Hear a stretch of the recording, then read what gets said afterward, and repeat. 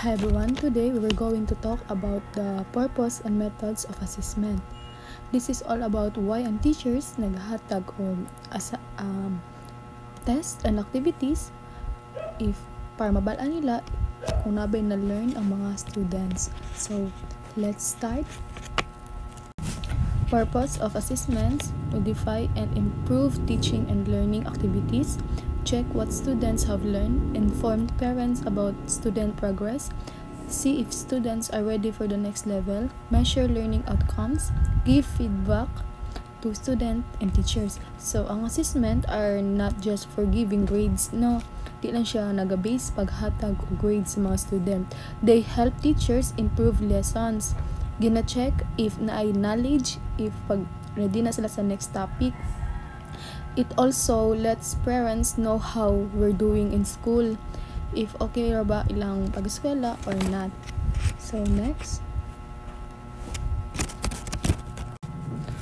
more purpose of assessment: choose the right teaching materials, check if teaching methods are effective, help school decision makers improve education, ensure equality education. So, assessment also help teachers know which materials to use, like PPT and visual aid. So, and anything, if their teaching methods work well and how the school can improve, mao ni siya ang guide for better learning for everyone, especially sa mga students. So next, methods of assessment. There are two main ways. Traditional methods: quizzes, oral recitation, assignments, seat work, and projects. Ginatest if na ba sila yung knowledge, or after nimo magtutulog sa mga students, mag-ask kag question. Pwede nimo sila ipa-assignment, ipa-quiz, ipa-oral. After nimo mag-lecture sa front. Then, para ma-base nimo if nabay sila na knowledge about sa imong lecture or gitudlo sa front. And second is authentic methods: portfolio assessments, performance tasks, demonstration, observation, and anecdotal records. So, gina-show ang ilang real skills and understanding, especially ilang performance. Pwede mo sila pahimuon og portfolio. Number 1 is portfolio, no. There mo ma-base if ilang skills, kung paano sila mag-design, paano sila mag-sulat-sulat, kung paano nila pagapuhon ang ilang performance. Dira makita ilang real nga skills. Dira maggawa silang ilang skills sa mga himuonon sa school. Key points to remember: assessment helps improve learning. It checks both knowledge and skills. Both traditional and authentic methods are useful. Feedback is important for growth. So, ang main idea is that assessment is not only about tests and scores. It's all about improving learning, and gina-check ang both knowledge and skills. So, ang traditional and authentic methods is useful gid siya para sa mga estudyante. Dira man gid mo ma-base if naay sila na-learn and naga-improve ba ilang knowledge sa ilang pagpaminaw as a student. Then kita pod as a teacher or as a future teacher, maghimo jud tag way, maghimo jud tag ihatag nato tong best para ma-improve ang ilang learning, and ihatag po nato tong best para ma-improve ang ilang skills para mas ganahan sila mosulod sa eskwelahan. That's all. Thank you.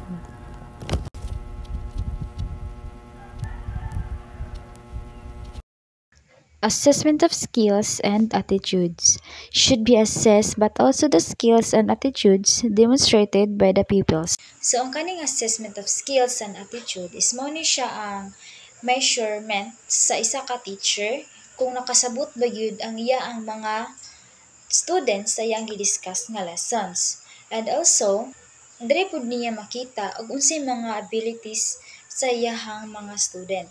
So, ang kaning assessment of skills is very important because kanang dili ra man gud ni siya kanang para ra pud sa kagalingon sa iyang student. And also, pwede niya magamit ang iyang knowledge through interact with other people or sa iyang classmate.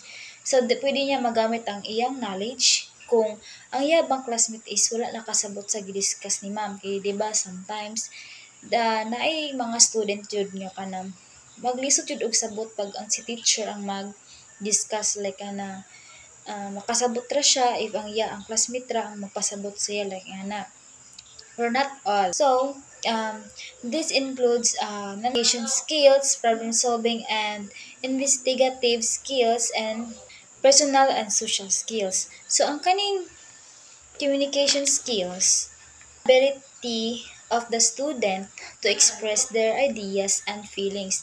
So, pinaagi ani sa communicate skills is pwede niya ang iya bitaw ang iyang idea sa gidiscuss ni ma'am is pwede niya ma-share, pwede niya mapadip pagyud og taman sa iya ang student. And, for example, writing an essay. So, pwede niya ma-share ang iyang knowledge through writing. And also, pagdebate, diba, pag-debate. So, ang iyang knowledge is pwede niya ma-share sa uban through pag-debate. So, diba, ang debate is very useful jud kay na siya, like very siya kay dara magud na makuan jud masukod jud sa teacher jud nga nakasabot jud iyang student kay iyaha man kuan ning ana jud ang gidiscuss gitagan siya sa teacher nga mauna so makita jud sa teacher nga nakasabot jud iyang student pinaagi sa pag-debate. And also kanang participating in class like magpa-group activity. Di ba kay mag-report man yun kuan niya iputang sa tubangan niya yung ana inyong gibuhat yung ana. So mo na siya ang communication skills. And also ang kaning problem solving and investigative skills. So kani siya sa student to think a solution of the problem and investigate the result. So kaning for example ani is solving math. Di ba kung mag-solve ta sa math is kinahanglan nato makabalotag unsay problem and also need nato og formula para makita nato og unsay result sa or makabalo ta unsay result ana. And also kanang mag-conduct og experiment. So di ba pinaagi sa pag-conduct experiment, di ba kailangan step by step na gyud na siya imbestigahan nimo og mao ba na siya angay buhaton para makabalo pud ta unsay result sang ato ang or kanang makuha nato unsay gusto nato nga result sa ato ang experiment. And also ang pag-conduct og research. So, and next and social skills. So kani siya is mo ning abilities sa isa ka student to kanang maki-get along bitaw ka kanang like makig-interact ka sa imong classmate. For example, maghatag si teacher o group activities or group project or maghimo og role play. So ikaw as a member dapat jud ka nga makig-cooperate. So syempre ang imong knowledge nga natun-an dapat jud pud nimo i-share kay lain man sad saan yung pagkabdali og human og ikaw ra dira na sige ra kag lingkod-lingkod nagpaabot ra ka nga mahuman. So ikaw nga as a member dapat mutabang jud ka para ma-share pud nimo kung unsay natun-an nimo ug wala man gali nakakasabot makabalo ka ug unsa day ang gusto og unsa day gi-discuss ni ma'am. So kana pa role play pod. So di ba tagaan mo jud kag rule nga yung ana day mong buhaton. So ngani day ang kuan day so nakasabot na imong student ting ana day ang imo ang gihatag nga lesson sa ilaha. Assessment in the multi-grade classes must also ensure that the 21st century skills are developed. Thus, a multi-grade teacher must creatively think of teaching strategies as well as assessment methods that develop the students' ability to solve complex problems, to think critically about tasks, to effectively communicate with others, to be able to collaborate with others, to be adaptability to change, to effectively manage tasks, and to acquire new skills. Sila important skills na kinahanglan nila i-develop.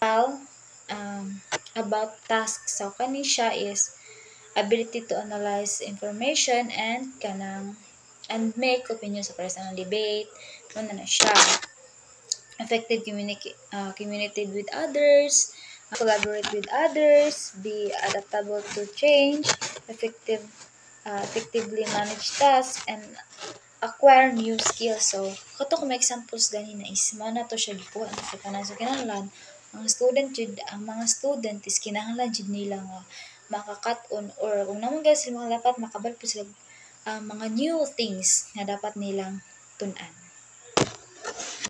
So the next is an authentic assessment. Authentic assessment can be used to align with a controversial teaching approach, differentiated instruction, and self-regulated teaching strategies utilized in multi-grade classes. So, an authentic assessment is a way to measure the student knowledge and skills through tasks that are similar to real life challenges. So, to connect assessment with constructivist teaching, differentiated instruction, and self-regulated learning strategies. So, dere is kanang dere gid kuan sa teacher kung nadjay kanang nabadjay nasabtan ang iyaang or nakat-unan ng iyang student. So, diri na magpahimo si teacher og mga portfolios, performance task, og uban pa. So, diri man gud niya makita gyud og kanang nabadjay nasabtan ng iyang student. Through portfolio, so di ba individual naman jud na or depende ni teacher o di ba group ba niya. So, dara na gyud niya nga makita og kung nakasabot ba yun yung student. So, kanay po si student. So, kung gusto po niya nga godaw ko yung grade kang teacher, so maningkamot yun po siya nga matama or mamaog yun ang iyang gibuhat. So, siya nga as a student, so mag-learn, manguha yun siya og kanang knowledge about sa kuning ana daay nga na ang pagbuhat sa kuan or nga na tayo sa math, nga naon day pag-solve. So, as a teacher, ma-appreciate yun niya na ang iyaha ding student is nakabalo yun sa iyahang gidiscuss. And that's all. Thank you.